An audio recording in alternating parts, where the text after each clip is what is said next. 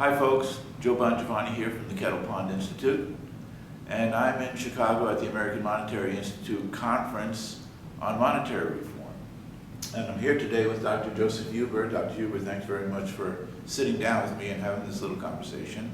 And Dr. Huber is a professor of economic sociology at Martin Luther University in Germany, and Dr. Huber is here from Berlin.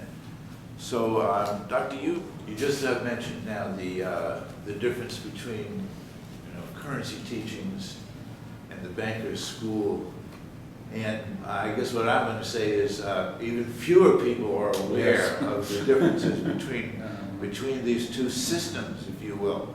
And could you just elaborate a little bit for me on that difference, because I, for one, seeing the possibility of a reemergence of this currency teachings methods, and I feel is very capable of overcoming a lot of the kind of misinformation that's out there with regard to money and money creation. But a little bit of the history, if we could, about currency teaching. Well, yes. I mean, traditionally, which means for about 2,500 years, there were coin currencies. There was no paper money. There were coin currencies from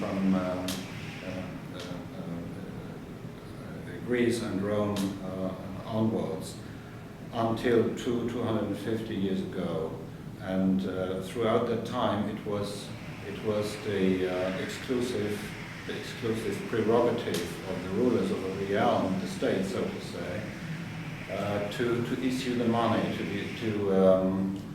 to determine the coins that were acknowledged or allowed, and to issue that money.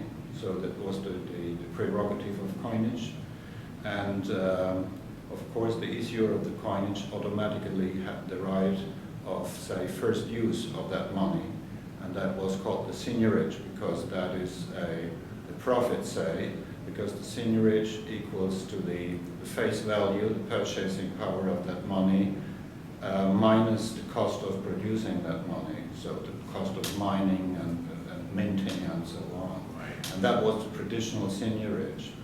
And today, of course, the seigniorage would be that sort of genuine seigniorage would be very hard, because today with digital money, producing money costs, I wouldn't say next to nothing, but it's very, very cheap compared to traditional metal monies.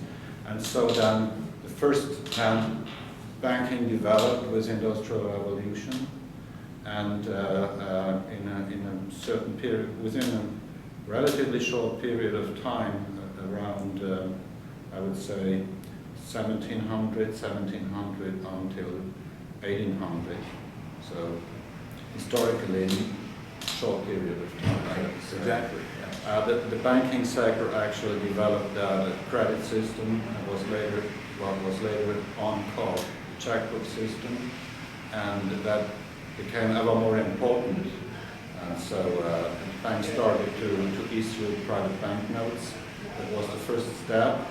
And then there was controversy. The first controversy between the historical currency school and banking school in Britain in the first half of the 19th century, because state authorities experienced that private banks were taking over the monetary prerogative in the form of paper money. And so then there was a controversy that ended with the Bank Charter Acts of the 1830s and then of 1844. And that what was enacted then was that the right to issue paper money was taken back from the private banks, was taken back to then the Bank of England. So in some sort of public hand. I mean, the Bank of England at the time institutionally was a private institution, but the whole setting was there was, from that moment on, there was a state control, and it was regulated how much money could could be issued, and private banks were no longer allowed to issue paper money, but that became the monopoly of the central bank. And over time, central bank became nationalized, particularly in the second half of the 19th century up until, I would say, 1910 or so, some banks later. But today, most central banks are nationalized industries or are under some sort of public law regime. Right. And what we want actually is nothing else than, in a certain sense, to, I wouldn't say replicate, but what then happened to paper money in the meantime has happened to digital money on account. So to demand deposits or transaction deposits. And that's our money today. It's the lion's share of the money, the means of payment we use.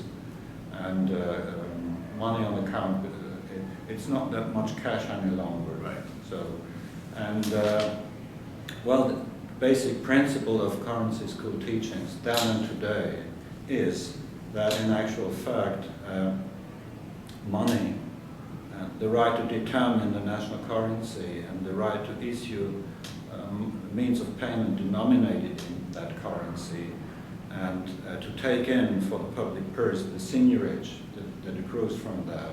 So this monetary prerogative that should be fully restated, so to say, and that should not be a private banking privilege, which it has become today. Banks, of course, in a modern economy, which is highly financialized, the monetary system is, of course, of central importance, and we certainly need an efficient and effective banking system. And so banks certainly, in our understanding, can and should be free enterprises in a market economy. But the decisive thing and difference is that banks should not be allowed to print themselves the money they are operating on. That is part of a state's monetary prerogative. And so the basic teaching, so to say, of any currency school theory is the separation of the power to create money, the separation from banking business in the form of credit and investment banking. These two, money on the one hand and banking businesses on the other hand, that should be separate. Okay, great.